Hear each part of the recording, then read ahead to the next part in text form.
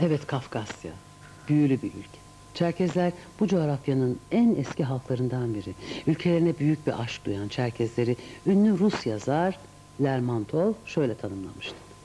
Davranış olarak demokrat, kalben aristokrat. Bir İngiliz yarbaysa ülkelerin güzel dağlarına, muhteşem varlıklarına kutsal bir varlık gibi bağlı. Yürekleri sadece vatan sevgisiyle dolu insanlar olarak görüyordu onları.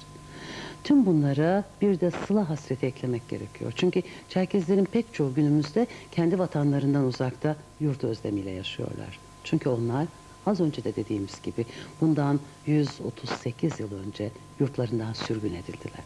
Göçe zorlandılar. Şimdi gelin bu sürgün öncesine gidelim ve hem Kafkasya'yı hem de Çerkezleri hem de Çerkezleri sürgüne zorlayan nedenleri birlikte öğrenelim.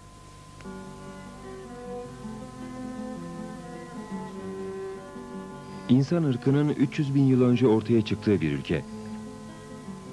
Bir masal diyarı. Düşler ve mutluluklar coğrafyası. Binlerce yıldır toplumların, uygarlıkların gelip geçtiği kavimler kapısı. Burası Kafkasya. Ve Kafkasya, Çerkeslerin ata yurdu.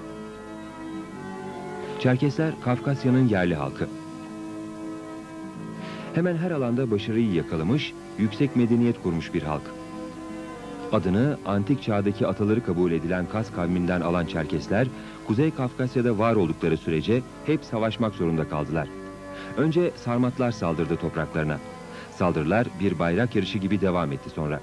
Sarmatlardan Hazarlara, Alanlardan Perslere, Cengiz Han'dan Aksak Timur'a, Kırım Hanlarından Rus Çarlarına kadar herkes bu eşi benzeri bulunmayan coğrafyayı kendi topraklarına katmak istedi. Çünkü Kafkasya stratejik bir öneme sahip ve iştah kabartıcıydı. Burayı elinde tutan, gücü de elinde tutacaktı. Çerkesler uzun süre bu saldırılara göğüs gerdi. Onlar Kafkasyalı ruhu taşıyorlardı. Ülkelerinin güzel dağlarını, muhteşem vadilerini kutsal bir varlık gibi görüyorlardı. Bu varlıktan vazgeçmeleri mümkün değildi. Bu yüzden sık sık yüksek yaylalardan inip derin vadilerden çıkarak savaştılar, mücadele ettiler. En çetin mücadeleyi de Karadeniz sahillerine inmeyi ve oradan da sıcak denizlere açılmayı planlayan Ruslara karşı sergilediler. Ancak Rusya vazgeçecek gibi değildi. Bölgeyi nasıl ve ne şekilde olursa olsun mutlaka ele geçirecekti. Buna yönelik ilk adım 1556'da tahta geçen 4. İvan zamanında atıldı ve öncelikle Kabartay topraklarına saldırıldı. Gerçi Çar, Kabartay prensinin kızıyla evlendiği vakit kısa bir süre barış ortamı yaşandı. Ancak 4. İvan ölünce savaş yeniden başladı. Zaman zaman ara verilen savaş tam 306 yıl sürdü. Rusya çok arzuladığı Hazar Denizi'ni, Karadeniz sahilini ve Kafkasya'yı ele geçirmek için tam 306 yıl, 1,5 milyon asker kaybına rağmen saldırmaya devam etti. Ve her saldırıda Kafkasya'nın etrafındaki çemberi biraz daha daralttı. Ordusunu modern cihazlarla donattı ve gücünü kaybeden her askerin yerine bir yenisini, hatta ikisini, üçünü kattı. Çerkeslerin dayanma gücü kalmadı.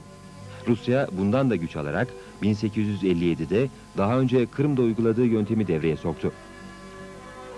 Evleri, tarlaları yakıp yıktı. Çerkesler bu durumda ya kaçacaklardı ya da açlıktan öleceklerdi.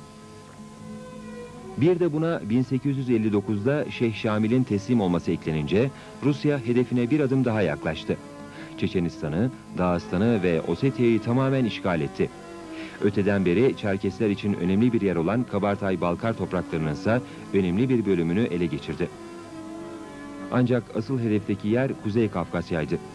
Üstelik Kuzey Kafkasya halkları bir türlü de teslim olmuyordu.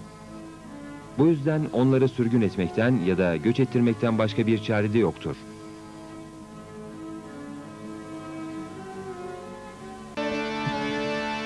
Nasibince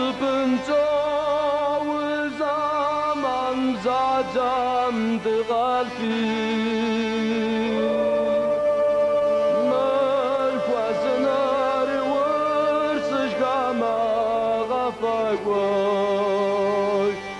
Ragoy,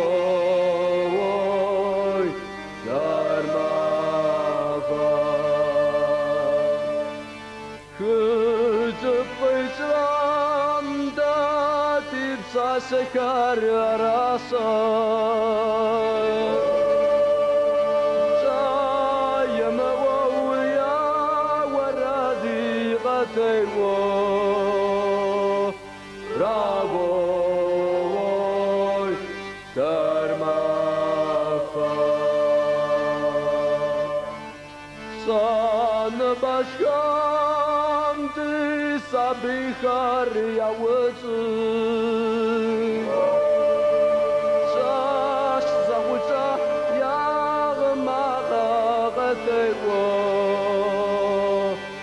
ragoy karmaka ya savamat musawq caci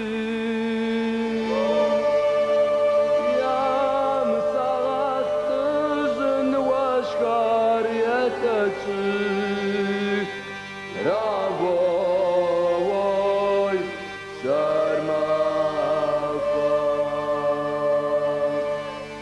Sağatın çavımı aratlı takvadır Tavuş kınaram ya nasıfar takvaştı Ragoy sarmaka